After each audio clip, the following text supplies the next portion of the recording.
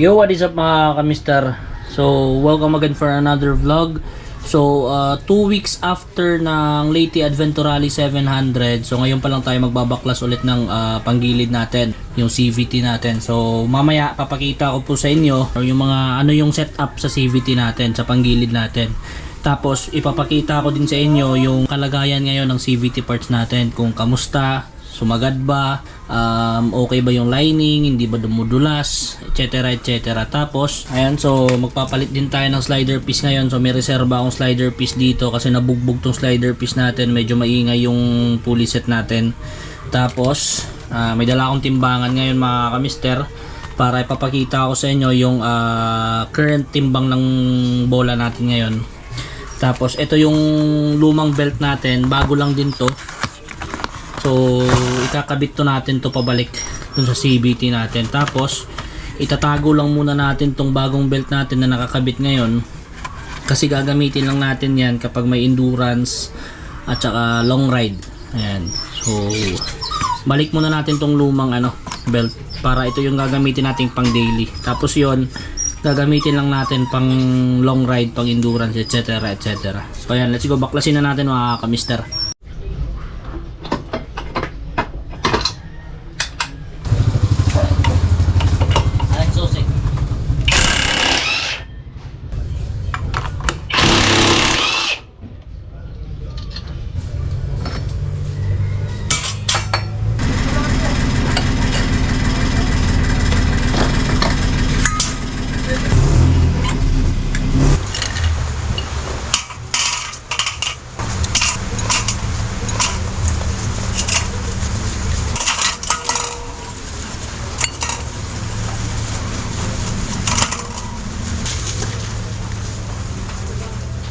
Alright, ayan mga kamister. So tapos na po natin linisan itong mga CVT parts natin. So ipapakita ko na sa inyo yung kabuuan na setup natin sa panggilid natin. Itong setup na to yung ginamit natin last Leyte Adventure Rally 700.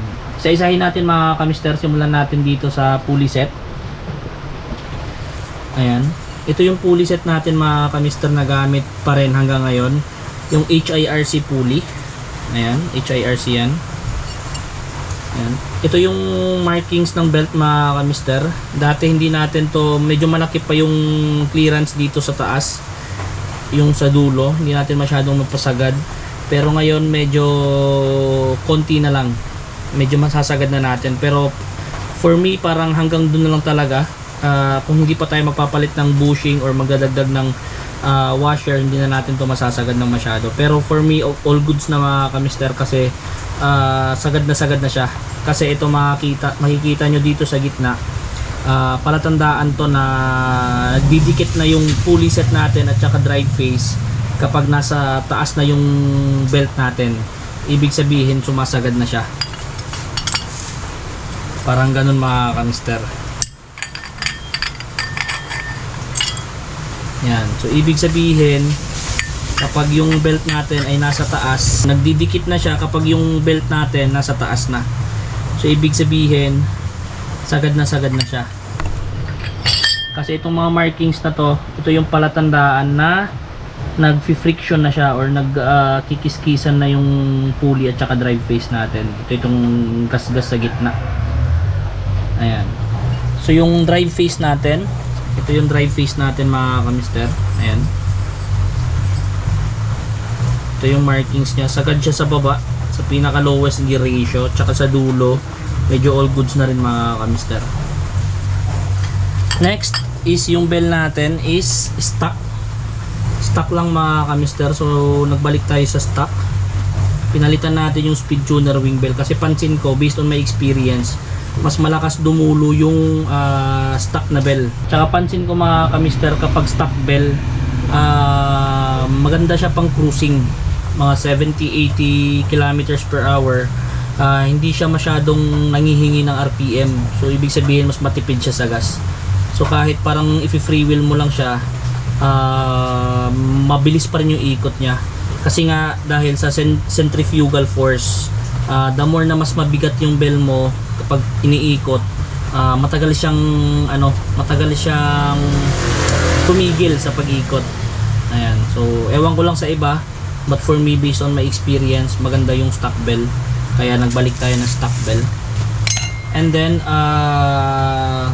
maliban dyan, syempre pinartner natin yung magandang clutch shoe para iwas dragging. Maganda yung clutch shoe ng HIRC mga ka-mister based on my experience. Ayan. Clutch assembly to. Isang buong clutch assembly ng HIRC yung kinabit natin mga ka-mister. Ito nga lang yung clutch clutch shoe. Binaklas natin ini isa-isa kasi nilinisan din natin. Ayan. Tapos yung torque drive natin is RS8. Ayan. Ito yung female. Ayan, pang click 160 yan mga ka-mister. Ayan. Ito yung dual angle ng RS8 torque drive. Yung dalawang slot. Ayan, merong curve. Ayan, ito yung curve. Ayan. Ito naman yung straight. Ayan, so kung napanood nyo na yung isang vlog natin, yung in-upload lang natin sa YouTube, pinakita ko na sa inyo yung difference ng different performance ng mga angle na to, yung curve at saka straight. So based on my experience, mas maganda yung curve sa touring at saka sa waswasan. So curve yung ginamit natin last Leyte Adventure Rally 700, hindi tayo nag-straight. So ano lang yun, bigla ang palit nung nasa grid na kami, binalik ko siya sa curve kasi napansin ko habang papunta kami sa grid, malamya sa straight na angle, kaya binalik ko agad siya sa sa curve. Tapos ito yung niya, ito yung mail niya. Ayan, click 160. All good so far, all good siya mga ka-mister. So hindi lang tayo nagpalit ng female, so binuo na natin kasama yung male para solid. Tapos yung center spring na ginamit natin mga ka-mister is 1,500. Ayan, kita sa camera, 1,500 yan mga ka-mister. TSMP yung brand, kasi subok ko talaga nung click 125 pa na motor ko, TSMP talaga yung mga springs na ginagamit ko. Tagal niyang lumamya, tagal niyang yung stiffness niya talagang most parang malapit sa accurate yung stiffness ng spring. Tapos sa clutch spring, yung gamit natin mga ka-mister sa clutch spring is 1,500 din. Ayan, ewan kong kita sa camera. Ayan, 1.5. So sabi nila matigas daw, mahiyaw, pero for me so far super goods lang. More RPM, more power. So ramdam ko yung damba kapag matigas yung springs ko. Ayan. Tapos yung belt natin is Toyota Tsushu. Ito yung sa Seaworks na belt. Ayan. So far so good din. Tapos nagpalit na tayo ng belt. Babalik na natin yung lumang Toyota Tsushu natin na belt. Tapos yung tinago na natin yung bagong belt. Ayan. So ano pa ba? So sa bola mga ka-mister, ito yung bola na ginamit natin last Leyte Adventure Rally. So meron akong timbangan dito, papakita ko sa inyo. So total grams. Ayan, so lagay na natin lahat para makita nyo yung total grams na kinabit natin. Ayan, so total 60 grams mga ka-mister. Ayan, pakita ko sa inyo, ilapit natin sa camera. Ayan, so 60 grams siya mga ka-mister. So yung combination nito is 911. Ayan, pakita ko sa inyo isa-isa. Ayan, ito 9 grams, 9 grams, ito 11 grams, ito 11 grams, ito 9 grams, ito 11 grams. So 9-11 combination, total of 60 grams mga ka-mister. Tapos napansin ko lang sa bola natin, medyo bago lang to, bagong kabit natin bago tayo tumakbo ng Leyte Adventure Rally, pero nagkaroon na agad siya ng kain bola. Ayan. So may mga marka-marka na siya na pinagkainan ng bola.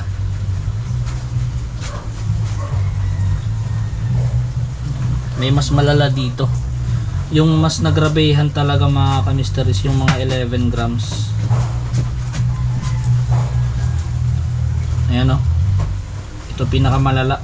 Sobrang lalim mga kamister. Papalitan na lang natin to ng bago. Ayan, kung makikita nyo sa camera.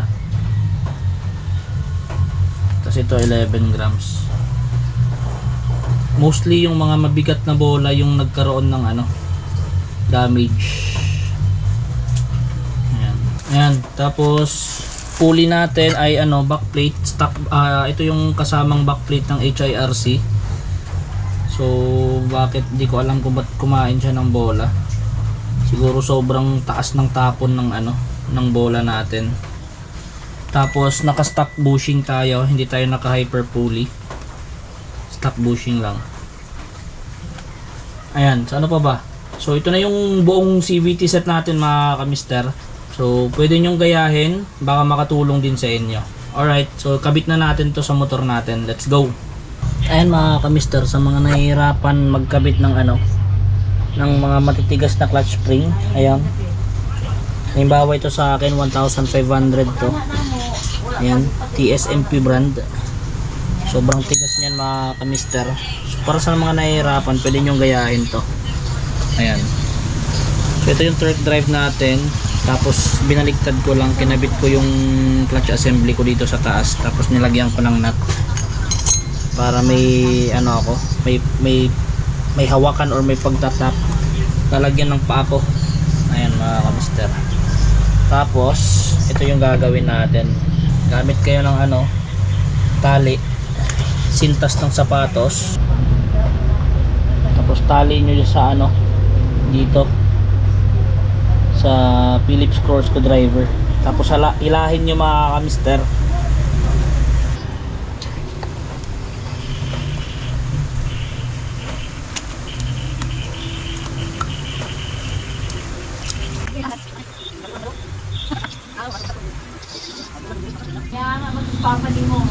Ayan, so all goods na mga kamister. Tapos tanggalin mo na lang tong nut.